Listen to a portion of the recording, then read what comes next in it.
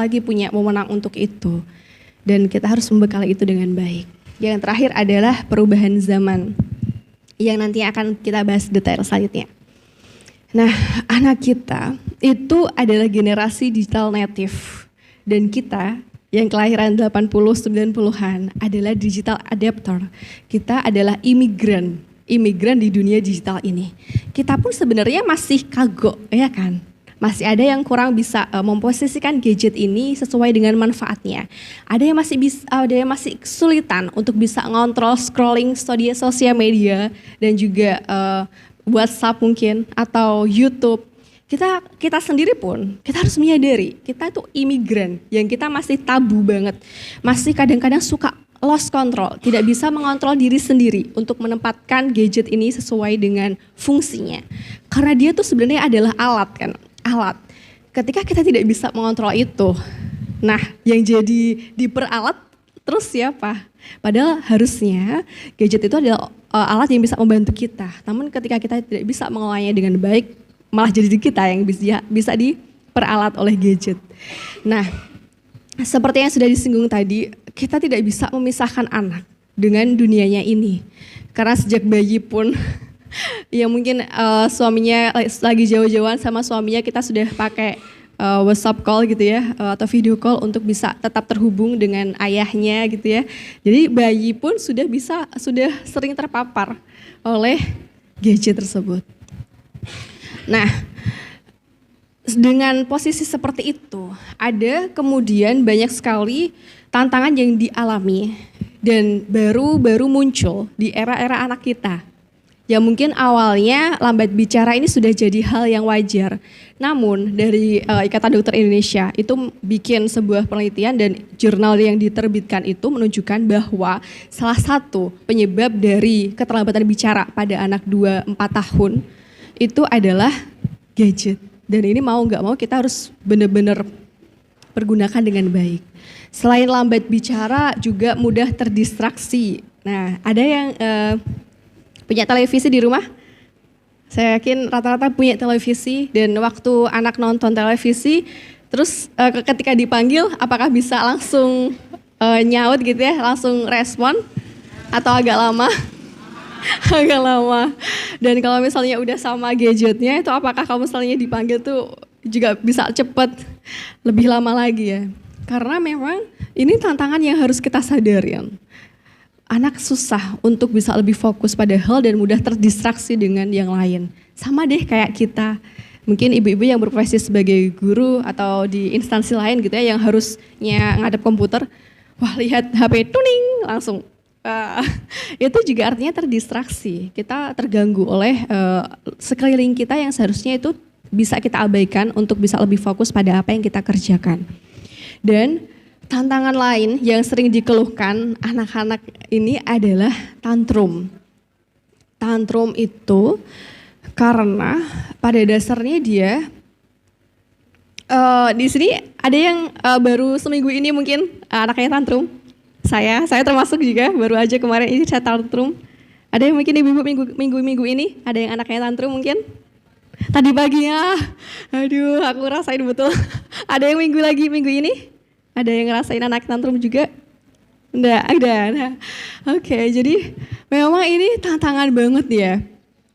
Anak tantrum benar-benar nangis sejadi-jadinya karena memang di satu sisi kita tidak ingin memenuhi kebutuhan yang diinginkan pada saat itu. Atau juga mungkin dia kebutuhan dasarnya belum terpenuhi. Misalnya kayak dia lagi lapar, dia lagi tidak tidur dengan cukup dan faktor biologis kebutuhan lainnya yang belum terpenuhi sehingga jadi dia emosionalnya bikin greget. Orang tua juga kadang-kadang aduh gimana ini ya, ini benar-benar tantangan sekali dan kalau misalnya dibahas di satu sesi itu bisa habis tuh tantrum, jadi kita akan ya, cepat-cepat aja ya. Lalu yang ketiga adalah keempat, meniru ucapan atau perilaku yang tidak pantas seperti tadi yang sudah disampaikan Ustazah. Baik. Nah selanjutnya memang di generasi alfa ini untuk anak-anak kita mau nggak mau harus menyiapkan mulai dari sekarang bagaimana menggunakan dengan bijak. Caranya adalah yang pertama kita Cara pertama dan paling susah adalah kita sebagai bunda-bunda mencoba untuk menjadi contoh yang baik untuk anak. Saya yakin dan saya sudah mempraktekkan. Ketika kita bisa mengelola diri dengan baik untuk menggunakan gadget pada tempatnya dan pada fungsinya dengan baik, maka anak juga akan bisa mencontoh itu. Meskipun sangat berat. Karena dari WHO sendiri itu hanya menyarankan 1 hari 1 jam. 1 hari tidak lebih dari 1 jam, itu pun harus dengan pendampingan orang tua. Gadget itu meliputi TV, HP, dan lain-lain. Jadi durasi maksimal untuk 2 sampai 5 tahun memang adalah 1 jam. Dan di usia 5 tahun itu diperbolehkan 3 jam dan itu pun juga harus dengan pengawasan orang tua. Ini yang sangat sulit. Dan ini bisa kita upayakan asal kita sendiri bisa menjadi pemimpin untuk diri kita sendiri dengan baik. Kalau kita bisa mengendalikan diri dengan menempatkan gadget sesuai dengan tempatnya dan fungsinya, insya Allah anak-anak juga akan bisa gitu. Anak-anak juga akan bisa. Pasti dengan berat hati, saya yakin. Awal-awal, sangat luar biasa ketika kita memisahkan dia dengan gadgetnya. Tapi kalau kita nggak mulai dari sekarang, itu dampaknya akan sangat kompleks di masa mendatang. Kita bersyukur sekali, insya Allah di TK dan juga KB tidak banyak anak yang dalam artian perlu pendampingan khusus terkait bicara ya. Kalau misalnya Bapak Ibu-Ibu berkenan untuk sekali-kali jalan-jalan ke ruang klinik psikologi gitu ya, ada banyak usia 2 tahun, 3 tahun, 5 tahun itu yang masih kosakatanya 2 sampai 10 kata dan itu pun belum bisa merangkai kalimat. Dan itu treatmentnya selama 6 sampai nggak sampai 1 tahun itu pun baru nambah sekitar 2 kosakata. Bayangkan usia 2 sampai 4 tahun treatment lebih dari 6 bulan tapi nambah kosakatanya segitu. Karena memang udah susah banget gitu loh. Dan bersyukur sekali ketika anak kita saat ini sudah bisa berkomunikasi dengan baik. Itu artinya oke, cara yang saat ini sudah tepat dan aku akan mengoptimalkan di tahap-tahap selanjutnya agar juga tetap optimal gitu. Oke, nah ini sedikit pertanyaan pemantik untuk kita semua. Kira-kira saat ini pekerjaan apa yang sangat menjanjikan yang dulu itu nggak kepikiran kalau saat ini bisa jadi pekerjaan? Monggo, ada yang mau usul?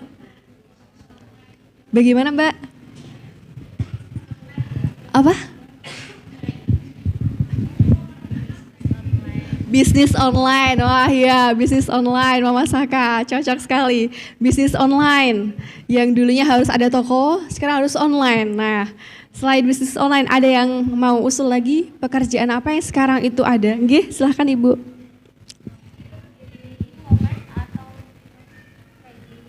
Bagaimana? Kerja di e-commerce, trading.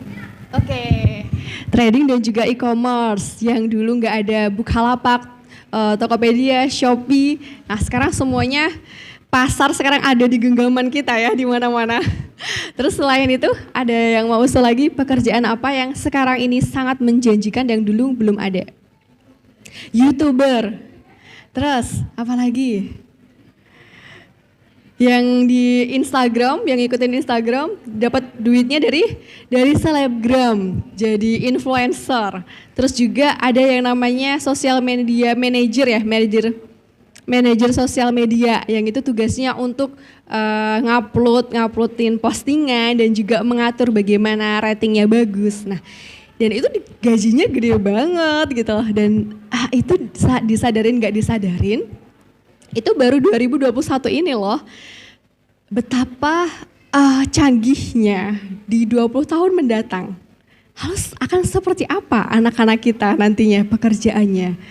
Mungkin dia akan bekerja di mana aja, dan atau mungkin cukup di rumah aja namun bisa sampai ke luar negeri dengan berbagai akses yang mudah gitu ya. Karena teknologi sangat canggih.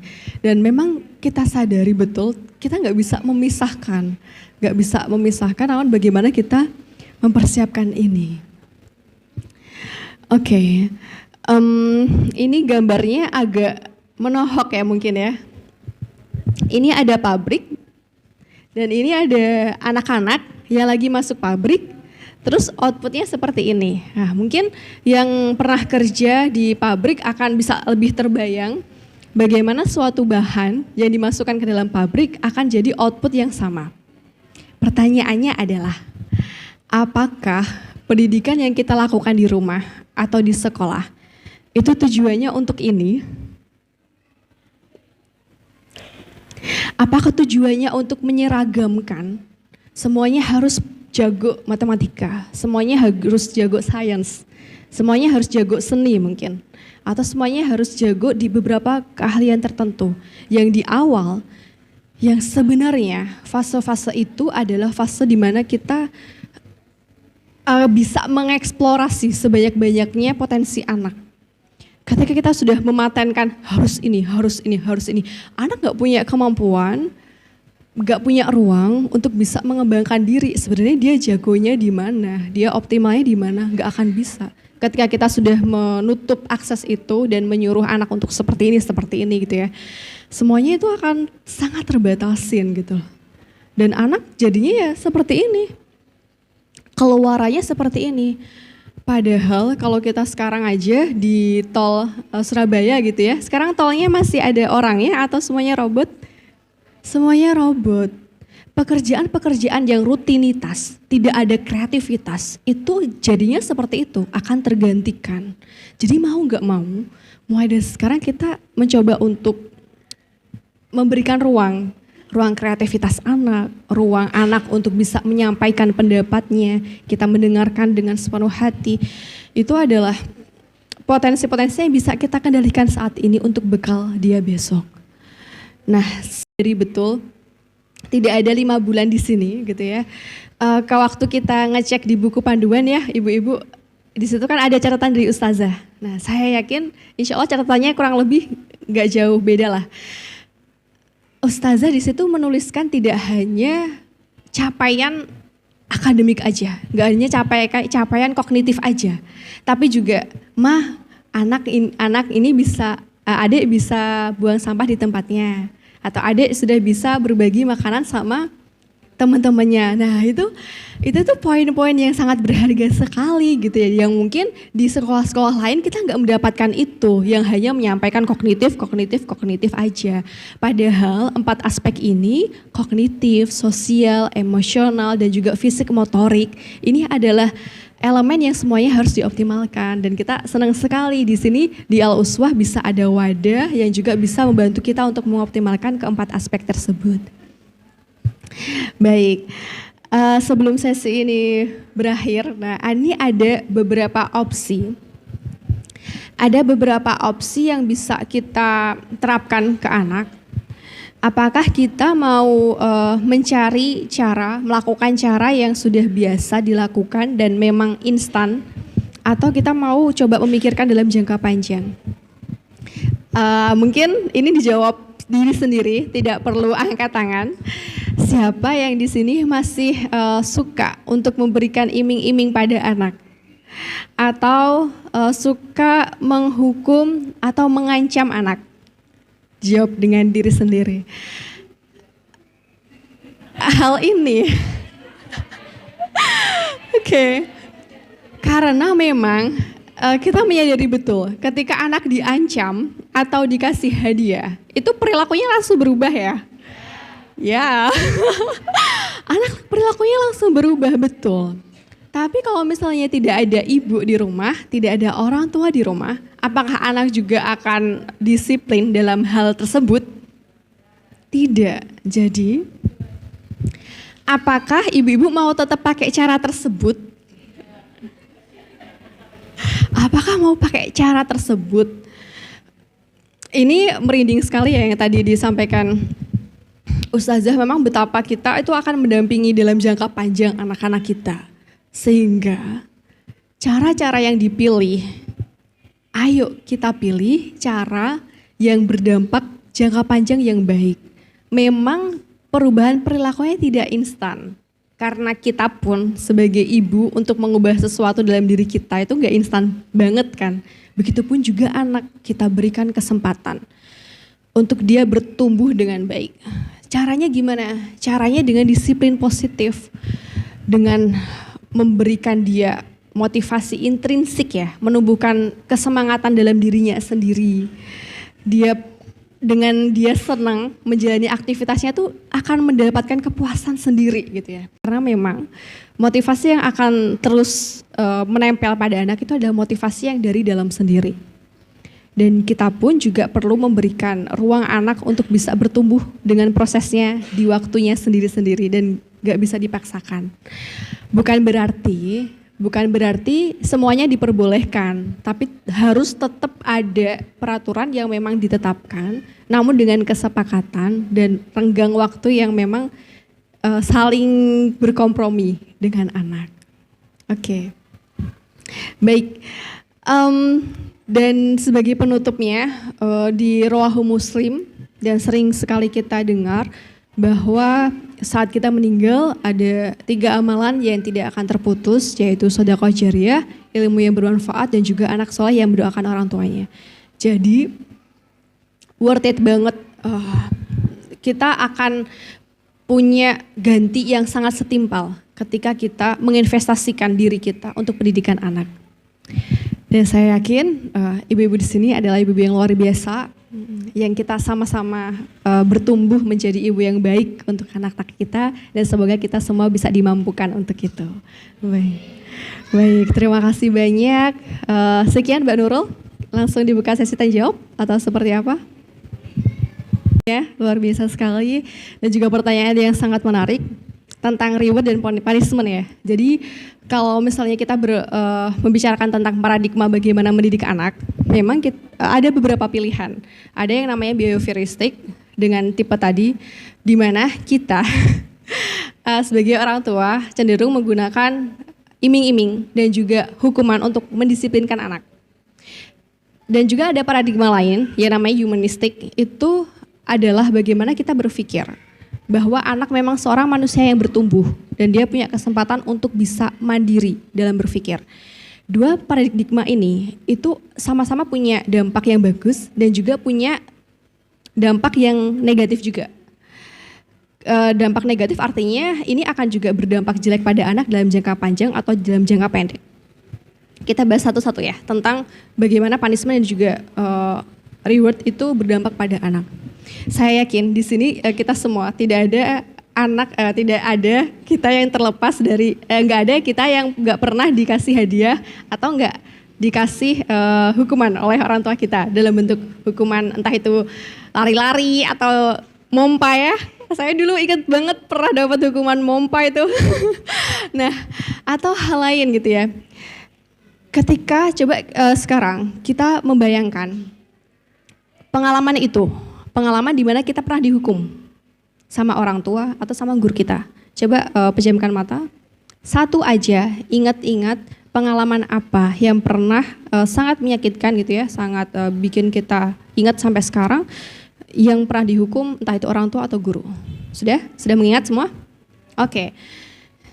Pertanyaannya adalah yang diingat itu hukumannya atau pelajaran yang ingin diberikan guru atau orang tua saat kita dihukum? Hukumannya sama rasa sakit hati. Oke. Fix ya. Ini bukan sebuah teori karena kita merasakan sendiri sampai sekarang. Ibu-ibu yang saya cintai, dampak hukuman seperti itu. Entah itu hukuman fisik terlebih itu hukuman fisik sangat ngefek sekali sampai saat ini, atau hukuman verbal. Hukuman verbal ini misalnya, ayo nanti kalau misalnya nggak cepet-cepet ibu tinggal, atau misalnya disiplin, atau ibu menyiksa aku. Jawabannya adalah seperti itu dampaknya memang, dan efeknya itu memang langsung cepat, anak langsung nurut, karena ada orang yang di sini mendisiplinkan. Pertanyaannya adalah, karena kita tidak tahu gitu ya, kita sampai kapan bisa mendampingi anak. Itu yang selalu saya pegang. Saya nggak tahu, umur saya berapa saya nggak tahu. Dan ketika saya menggunakan cara ini, ketika saya nggak ada, itu anak-anak terus gimana? Padahal keinginan kita itu kan agar anak-anak bisa mandiri. Mandiri itu bukan hanya dia bisa menyelesaikan tugas pribadinya, kayak mandi, ganti baju, dan lain secara mandiri, tapi juga mandiri dalam berpikir. Kita bisa merefleksikan diri kita. Apakah kita adalah tipe orang yang bisa menentukan keputusan sendiri, yang bisa mengambil resiko dengan segala keputusan yang kita ambil, atau kita tipe yang orang yang menyalahkan orang lain, kita tipe orang yang suka tidak mengambil tantangan yang terlalu besar karena selalu takut. Paradigma yang seperti itu adalah output dari behavioristik, dari adanya ditumbuhkan dari lingkungan keluarga yang cenderung memberikan imbalan atau iming-iming dan juga hukuman atau punishment itu. Sebaliknya, dengan paradigma yang disiplin positif ini, itu kita memang nggak bisa cepat. Karena anak juga manusia. Kita pun sebagai ibu ya, ketika kita ingin disiplin dalam hal sesuatu, kita pun juga perlu waktu untuk bisa menata itu ya. Kita yang sebagai orang dewasa loh, apalagi anak-anak. Makanya penting untuk memang memahami, menurunkan ekspektasi bahwa oke, kalau sampai level ini ya udah nggak apa-apa. Tapi ketegasan itu justru harus gitu ya. Misalnya kesepakatan penggunaan gadget 1 hari 1 jam, itu mau nggak mau harus seperti itu. Entah itu anak nangis mau kayak gimana. Atau misalnya untuk ke toko kalau misalnya ke toko kita cuma beli 2 barang aja ya, beli ini sama ini. Mungkin sebelum di toko kita sudah ngasih tahu, nanti waktu di toko mau nggak mau yang dibeli hanya itu. Itu melatih juga dia untuk mengontrol diri. Karena self control ini juga yang susah dan perlu kita tumbuhkan ke anak kita. Jadi bukannya kita membolehkan semuanya, justru harus ada kesepakatan. Dan ketika melanggar kesepakatan ini, itu ada konsekuensi, bukan hukuman. Ada konsekuensi. Konsekuensi itu apa? Konsekuensi adalah segala sesuatu yang berkaitan dengan kesalahan yang dilakukan. Misalnya menumpahkan air ke sofa. Nah, konsekuensinya apa? Ya membersihkan sofa, menumpahkan air, jangan hukumannya disuruh misalnya nyapu seluruh rumah gitu ya. Atau yang lain-lain yang tidak ada hubungannya dengan kesalahan yang dilakukan. Oke, saya yakin ini memang cukup panjang dan kita bisa mengeksplorasi lebih lanjut di materi lain. Dan yang selanjutnya Mbak tentang inner child. Oke. Kenapa tadi saya tidak menyebutkan kata memaafkan? Karena memaafkan itu sangat sulit. Memaafkan sangat sulit. Harapan saya setelah keluar dari sini, paling tidak kita sudah menyadari dulu bahwa memang ada pola pengasuhan di masa lalu saya, pengalaman masa kecil saya yang kurang baik, dan saya tidak ingin meneruskan ini ke anak-anak saya. Oke. Apabila ibu-ibu semua bisa sampai ke tahap memaafkan kepada atas segala pengalaman negatif yang dirasakan itu sangat luar biasa sekali, sangat luar biasa sekali. Dan itu adalah proses yang panjang dan betul sekali memang itu perlu diusahakan untuk proses memaafkan. Tapi kalau belum bisa memaafkan, tidak apa-apa, tidak apa-apa. Sama seperti dalil untuk marah ya, kan ada hadis ketika kita marah dalam posisi berdiri itu kita duduk. Kalau misalnya duduk masih marah itu kita coba untuk berbaring. Kalau berbaring itu masih marah, ambil air wudhu. Nah hadis itu nggak bisa kita terapkan kalau kita nggak menyadari kita marah, betul? Kalau kita nggak menyadari kita sedang marah, kita nggak akan bisa menerapkan hadis itu. Sama dengan inner child, ketika kita tidak menyadari dulu apa pola pengasuhan di masa lalu yang perlu kita stop sampai di aku aja dan tidak akan aku teruskan kepada orang lain, kita nggak akan bisa melakukan hal-hal lain untuk nggak kelepasan lagi ke anak, itu akan lebih susah. Jadi yang penting, yang pertama adalah sadari apa yang mau di stop dan juga apa yang mau diteruskan ke anak kita saat ini. Baik, terima kasih. Semoga mampu bisa menjawab Mbak ya. Oke. Bismillahirrahmanirrahim. Izin bertanya ya Mah tentang gadget. Kan tadi disampaikan kalau sebaiknya anak itu kita batasi. Yang mau saya tanyakan, anak ini di rumah, misal kita sudah kasih peraturan, waktunya gadget hanya sekian, waktunya hanya sekian atau mungkin di hari apa tertentu. Jadi kita kasih batasan-batasan. Nah, sebenarnya mungkin anak kita sudah bisa mengikuti kita, tapi ternyata ketika dia di luar rumah, kan pikiran kita kan ya udah anak main gitu, Bu mau main ya sama teman, oke gitu.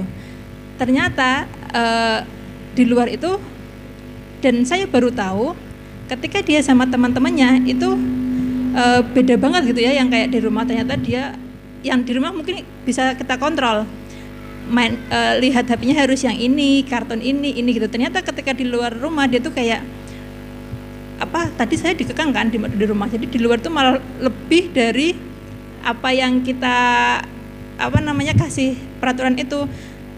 Tiba-tiba dia tahu gini cerita kecelakaan Vanessa Angel, tahu ini. Jadi terus saya sampai shock, kok sampai itu? Ternyata ketika itu di luar itu sama teman-temannya ngelihatnya itu ya enggak. Jadi yang saya tanyakan, ketika anak itu kita batasi, nanti tuh jadi kayak per gitu loh. Ketika kita batasi dia tuh bendelnya tuh jadi jauh gitu loh ketika di luar lingkungan kita gitu. Mau puk-puk dulu? Ya, karena memang jadi ibu itu susah banget. Yang perlu kita sadarin, kenapa faktor-faktor yang tidak bisa kita kontrol itu saya masukkan ke awal. Karena kebanyakan klien yang datang itu ada 2 orang. Yang pertama adalah dia yang ingin berusaha mengontrol apa yang tidak bisa dia kontrol. Misalnya, Mbak, aku tuh ingin orang tua aku tuh bisa berubah. Atau Mbak, aku tuh ingin mertua aku tuh nggak kayak gini, Mbak. Yang pertama, berat banget kan ya, ingin orang tuanya berubah. Atau mungkin ingin mertuanya berubah. Waduh, berat sekali gitu ya. Atau yang kedua ini adalah orang yang sebenarnya punya kontrol untuk itu. Jadi dia punya boundaries, punya daya untuk bisa mengontrol itu, tapi dia tidak melakukannya. Misalnya ketika di rumah mertua ya, ini karena kebanyakan sepertinya orang ibu-ibu muda juga. Nah, mungkin ada hal yang tidak sependapat dengan orang tua atau mertua terkait pendidikan anak kita. Nah, kita sebenarnya punya wewenang atas itu untuk menyampaikan apa batasan-batasan yang sudah kita sepakati di dalam keluarga kecil kita. Dan ketika itu tidak kita gunakan, itu malah nanti kita sendiri yang akan lambat laun, kitanya sendiri yang stresnya akan menumpuk gitu ya, dan akan jadi tidak sehat mental di kemudian hari. Jadi kesimpulannya adalah kontrollah apa yang bisa kita kontrol, dan hal-hal lain kita perlu menurunkan ekspektasi. Sebagaimanapun kita melindungi anak kita tidak bisa ketika itu memang sudah di luar rumah atau mungkin anak kita sudah beranjak dewasa.